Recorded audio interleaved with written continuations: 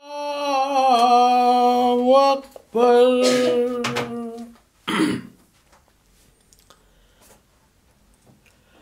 Allahu Akbar. Allahu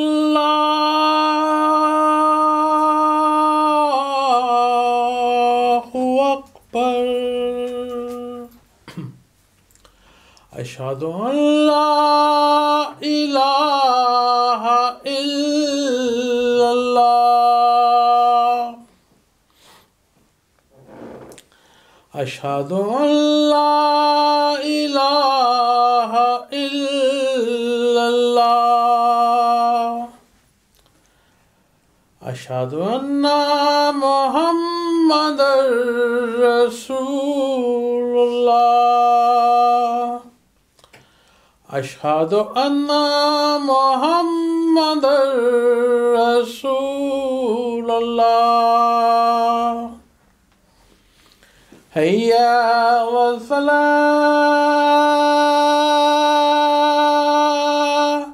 Hayya wal falah.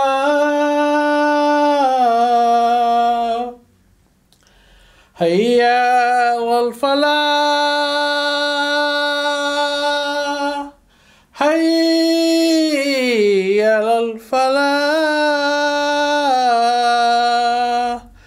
Allahu Akbar, Allahu Akbar.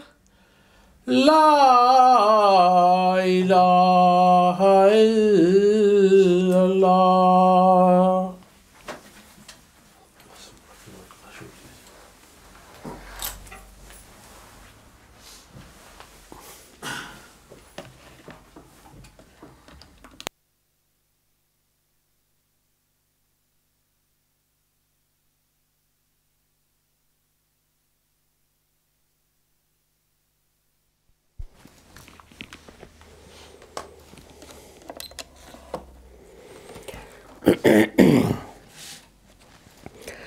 Ashhadu an la ilaha illallah wahdahu la sharika lahu wa ashhadu anna Muhammadan abduhu wa rasul. A'udzu billahi minash shaitanir rajim. Bismillahirrahmanirrahim. Ya ayyuhallazina amanu kunu qawwamina bil qisti syuhada'a lillahi walau ala anfusikum bil walidaini wal aqrabin. This is the first phrase of verse 135 of chapter 4, and it carries on, although I will read the translation of the full verse. O you who believe, be maintainers of justice, bearers of witness for Allah, even though it may be against your own selves, or your parents, or your near relatives, whether rich or poor. Allah has a better right over them both. So follow not your low desires, lest you deviate. And if you distort or turn away from the truth, then Allah is always aware of what you do. And then we have chapter 5, verse 8. Ya ayyuhallazina amanu kunu qawwamina lillahi shuhada'a bil qist ولا يجرمنكم شنآن قوم على ألا تعدلوا اعدلوا هو أقرب للتقوى واتقوا الله إن الله خبير بما تعلمون. O you who believe, be upright for Allah, bearers of witness with justice. And let not the hatred of a people incite you not to act equitably. Be just, because that is closer to observance of duty. Keep your duty to Allah, for certainly Allah knows what you do.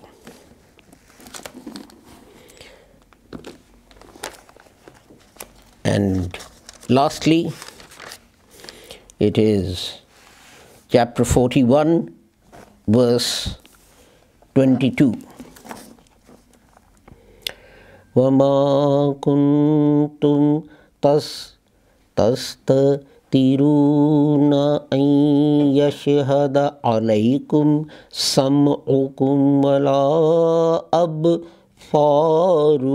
وَلَا جُلُودُكُمْ وَلَكِنْ ظننتم أن الله لا يعلم كثيرا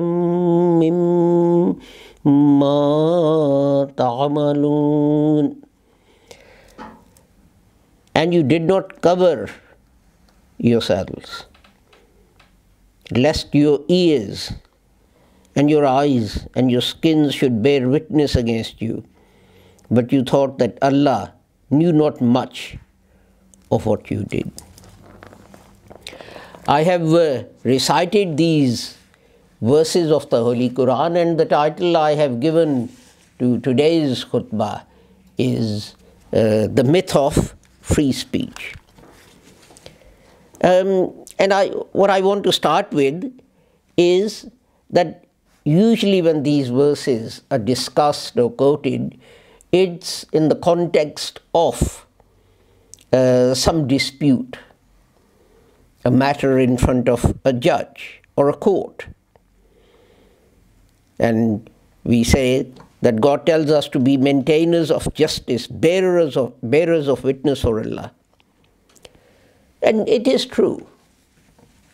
It is true. This is one application of this verse of the Holy Quran. But the message of the Holy Quran is much wider. And we have to see how it applies in our time, in our times, in our country. In those days, we did not have media, we did not have newspapers and radio and television and so on. And the only application of these verses that people could see was in relation to disputes between people, particularly when they went to court, etc. But if you print, publish, broadcast something that is patently false or untrue, are you being bearers of witness for Allah? Or are you denying Allah's commands? Because it obviously says in chapter 5, the verse that I read out, bearers of witness with justice. And let not the hatred of a people incite you not to act equitably. Be just. That is not just in front of a court of law, but in all spheres of life. If you are a newspaper editor, you know that what you print affects people. Sometimes when you ask someone, you're making this statement and, what's the basis of this statement, he'd tell you, what would he say? I read it in the newspaper. So your newspaper and what you print is having an effect on people's thinking and beliefs. And this is why God says, and let not the hatred of a people incite you not to act equitably. And we see this over and over again, particularly in relation to Muslims, particularly in relation to Islam. I do not deny the fact that Muslims themselves are also responsible for these things happening. But the newspapers and television and radio and so on, particularly in the United States, generate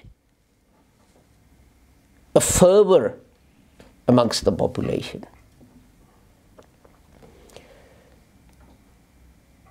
I was in the United States some years ago, and I mentioned this incident before. Then I ended up having an argument with someone. And I asked him, we were discussing United States and Russia. And I said, what's so great about America? And he said, in America, everyone has freedom of expression. So I said, are you sure everyone has freedom of expression? So I said, okay, if I want to say anything, publish anything, broadcast anything, that I'm free to do so. He said, yes, of course you are. So I said to him, okay, I will pay for it.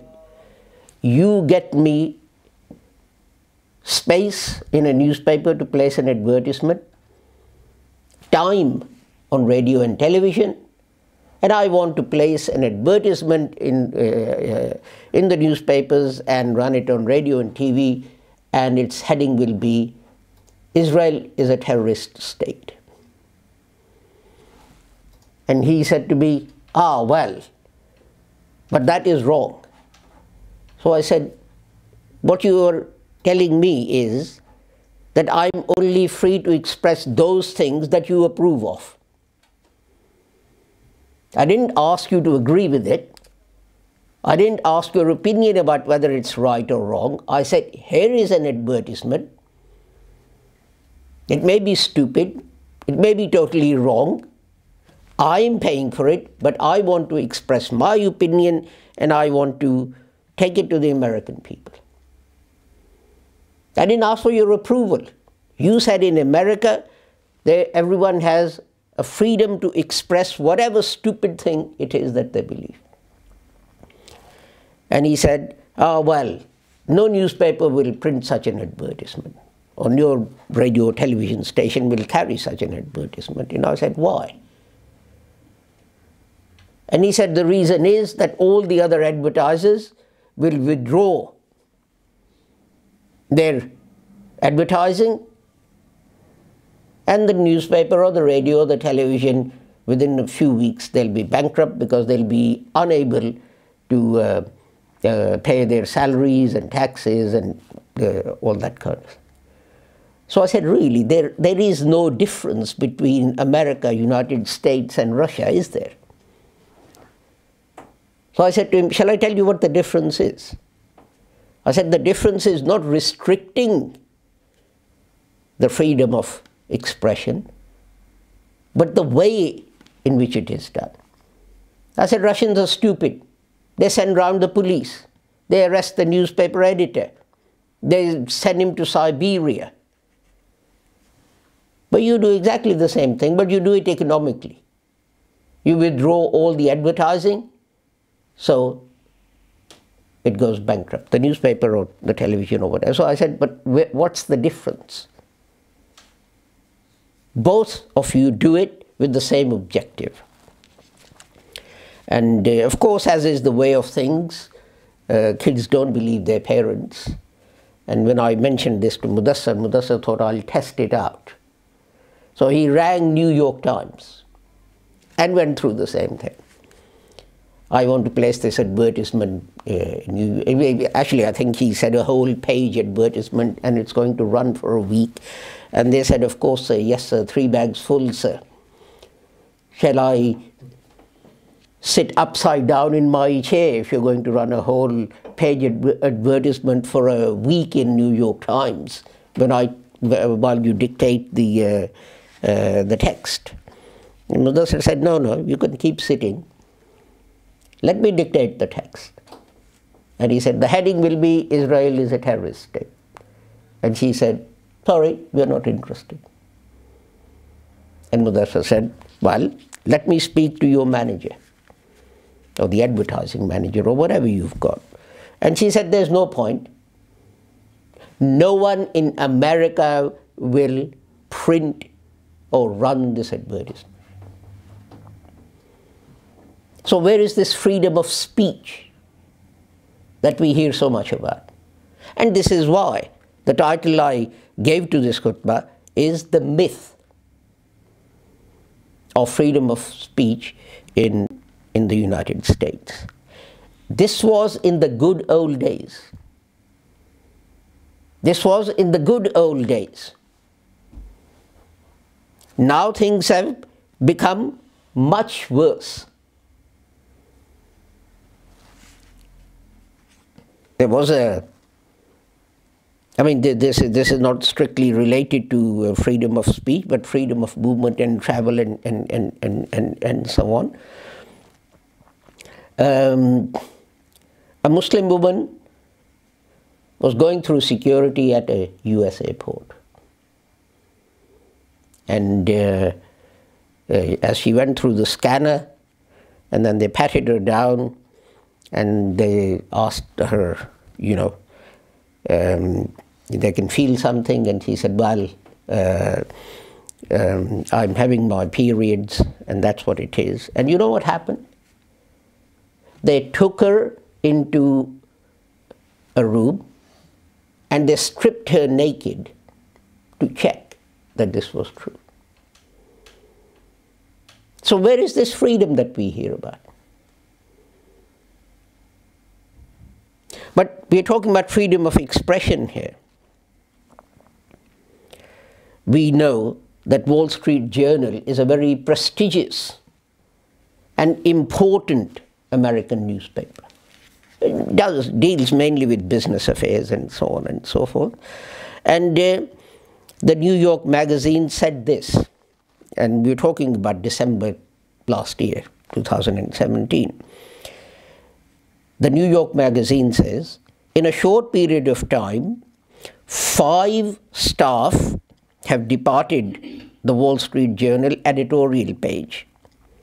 The general cause of their departures, willing or unwilling, so obviously some of them were sacked and some of them resigned. The general cause of their departures, willing and otherwise, is known. The journal editorial line has increasingly conformed with the pro-Trump dictates of the rest of the Murdoch media empire. So where is this freedom? This man is using his right of freedom of expression to criticize Mr. Trump. It's not about Mr. Trump, but this is just an example. And he's sacked. Not one man. And these are people, editorial writers. These are not messengers. These are not T-boys. These are not people who empty bins. You have to be highly educated, highly qualified, highly experienced to get to the point where you can write one of the editorials for the Wall Street Journal. So we're not talking about people who made a mistake or who were kids or inexperienced or uneducated or whatever. But they were sacked. Why? Because they expressed certain views that displeased Mr. Murdoch, who supported Mr. Trump. Mr. Trump is right in saying there is fake news, but that is what it is. We're talking about cartoons, and people are leaping up and down and saying, oh, you know, what's wrong with the printing of the Holy Prophets cartoons and so on. You know, it just occurs to me that the people who are leaping up and down most about this are the ones who make highly objectionable cartoons of leaders of other religions and Muslim sects as well. You can see them all over Facebook. Cartoons and things of Hazrat Mirza Ghulam Ahmad, which are insulting and derogatory. But anyway, we were talking about these cartoons. There is a newspaper published from Pittsburgh, therefore the name, Pittsburgh Post-Gazette. Listen to this.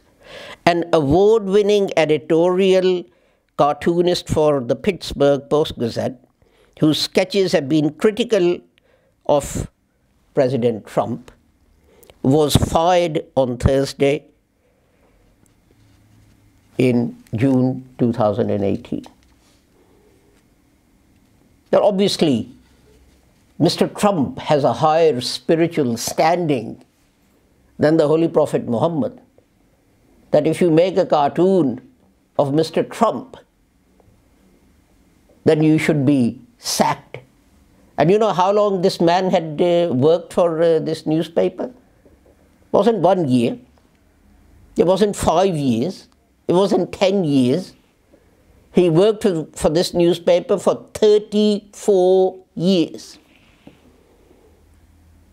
And the day after he made this cartoon and it was printed, he turned up and he was told to go home and never darken their door again. So much for freedom of expression. There's another newspaper, I think it's published from Washington, D.C., therefore the name The Hill. That reported that the tabloid newspaper, the National Enquirer, withheld a story about Donald Trump's past affairs with a former Playboy model, the Wall Street Journal reported on Friday. According to the journal, the Enquirer, which endorsed Mr. Trump for president, paid model Karen McDougal $150,000 for a story about having an affair with Mr. Trump in 2006. And what happened to that story? Was it front page? Was it editorial page? It was never printed. In journalism, this is called buy and kill. What did the Quran say? Bearers of witness with justice. Be maintainers of justice, even though it be against your own selves, or your parents, or your near relatives, or whether someone who's rich, or whether someone who's poor. Apart from the fact that this newspaper, the National Enquirer, supported Mr. Trump, there was another reason. The majority shareholders in that newspaper are Mr. Trump's personal friends. And since he ascended to the presidency, they've been to the White House to have dinner with him. So there is another way that you can misuse freedom of speech, and that is to buy up stories which put your candidate in a bad light, and then you suppress them. Obviously for 150,000, and there's another woman as well, I forget what her name is, AMI has, sorry, I must read this, that the Inquirer, they actually denied that this happened. And they said, we do not pay people to kill damaging stories about Mr. Trump. So to be fair to them, I have to read this denial as well. But there are two ways of distorting the truth. And one way, which has become more and more common now, is this, that you buy up a true story, you pay someone handsomely for that, and then you get them to sign a non-disclosure agreement to say, now that we've got the story, now that you've got your money, you are not going to talk about this to anyone. Especially any other newspaper, radio station, television station, social media, Facebook, Twitter, whatever. This is called buy and kill. Islam, as the verses that I recited show, has an alternative, which is that you speak the truth regardless of who it is about, regardless of who it supports or who it is against. But sadly, I'm criticizing United States and the media there, but sadly Muslims themselves have forsaken Islam. Their idea of Islam appears to be that you just say your salat and you fast during Ramadan. I won't mention zakat because Muslims try and avoid anything that means that they have to fork out of their pocket. And they find all manner of excuses not to pay zakat. So this is why I only mention or Hajj for that matter. But the point is this, that unless we start behaving as true Muslims and acting upon injunctions of the Holy Quran, we'll continue to be ridiculed. The world is in need of this message. But a message on its own is not enough without an example. This is why God didn't just send down a book for us to read. He sent a man who acted on this book and showed us that it is possible to act on the revelation that God has sent, and that humanity will benefit if it did so.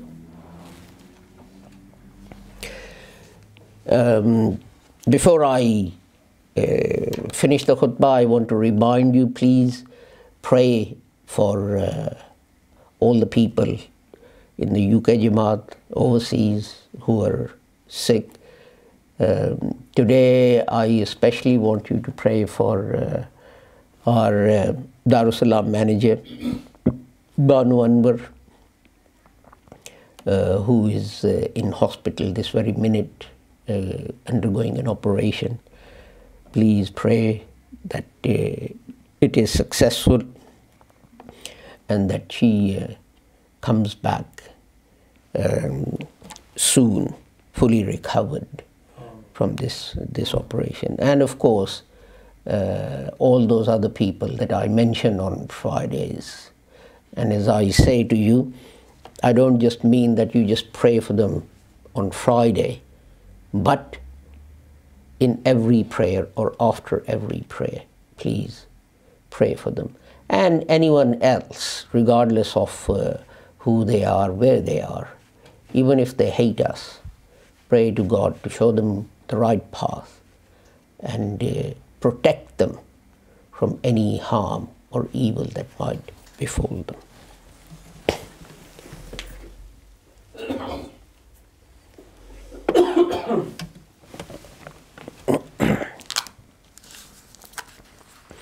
Alhamdulillah. Alhamdulillah nahmaduhu wa nasta'inuhu वनस्तगफिरुहु वनुमिनु बिही वनतवक्कलु अलैहि वनऊज़ु बिल्लाहि मिन शुरूरि अनफुसिना व मिन सय्यिआति अमालिना मन यहदिहिल्लाहु फला मुदिल्ल लहु व मन युद्लिल्हु फला हादिय लहु। अल्लाहुम्मा अंसुर मन नसर दीन मुहम्मदin सल्लल्लाहु अलैहि वसल्लम वजअलनाहुम। अल्लाहुम्मा अख्ज़ुल मन ख़ज़ल दीन मुहम्मदिन सल्लल्लाहु अलैहि वसल्लम वला तजअलना मिनहुम। अल्लाहुम्मा सल्लि अला मुहम्मदिन व अला आलि मुहम्मदिन कमा सल्लैता अला इब्राहीम व अला आलि इब्राहीम इन्नका हमीदुम मजीद। अल्लाहुम्मा बारिक अला मुहम्मदिन व अला आलि मुहम्मदिन कमा बारकता अला इब्राहीम व अला आलि इब्राहीम इन्नका हमीदुम मजीद।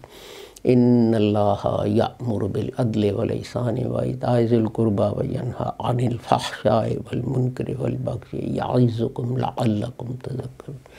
इबादल्लाहि यज़्कुरुल्लाह यज़्कुरकुम वदऊहु यस्तजिब लकुम वलज़िक्रुल्लाहि अकबर।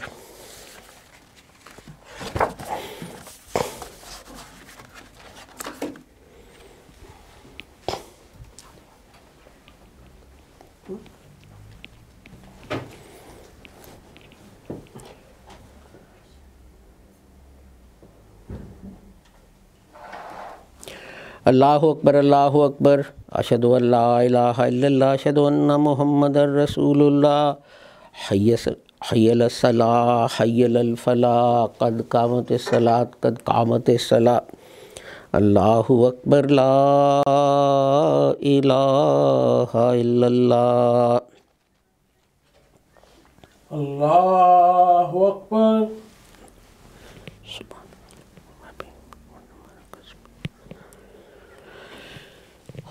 अल्हम्दुलिल्लाहि रब्बिल आलमीन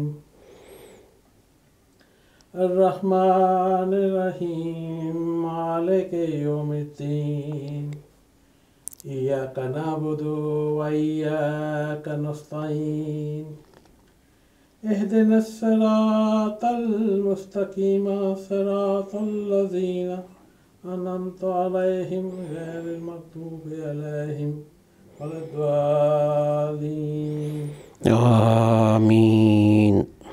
अलम तरा कैफ़ फ़अल रब्बुका बिअस्हाबिल फ़ील अलम यजअल कैदहुम फ़ी तज़लीलिन व अरसल अलैहिम तयरन अबाबील तरमीहिम बिहिजारतिन मिन सिज्जील फ़जअलहुम कअस्फ़िन मअकूल।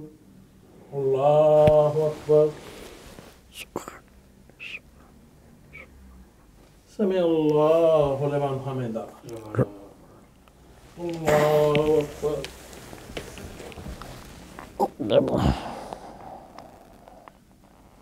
अल्लाहु अकबर। अल्लाहु अकबर।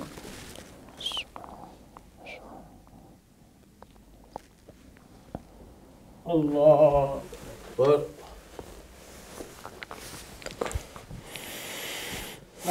अल्हम्दुलिल्लाहि रब्बिल आलमीन अर्रहमानिर रहीम मालिकि यौमिद्दीन इय्याका नअबुदु व इय्याका नस्तईन इहदिनस सिरातल मुस्तकीम सिरातल लज़ीना अनअमता अलैहिम गैरिल मग़दूबि अलैहिम वलद्दालीन। आमीन। अरअयतल्लज़ी युकज़्ज़िबु बिद्दीन फ़ज़ालिकल्लज़ी यदुल यतीम वला यहुज़्ज़ु अला तआमिल मिस्कीन फ़वैलुल लिलमुसल्लीन अल्लज़ीना हुम अन सलातिहिम साहून अल्लज़ीना हुम युराऊन व यमनऊनल माऊन।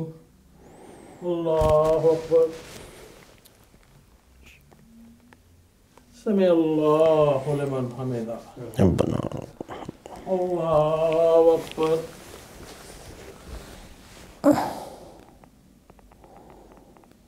अल्लाहु अकबर। अल्लाहु Akbar.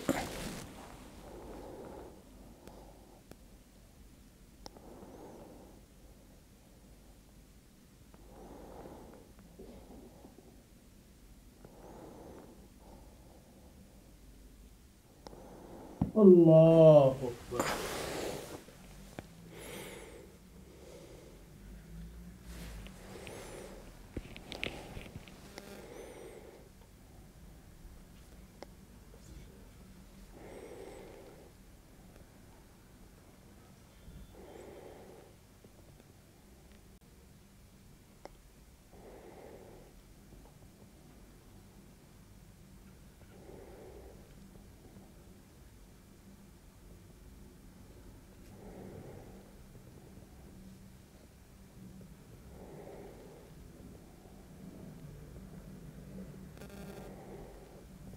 Assalamu alaikum wa rahmatullah.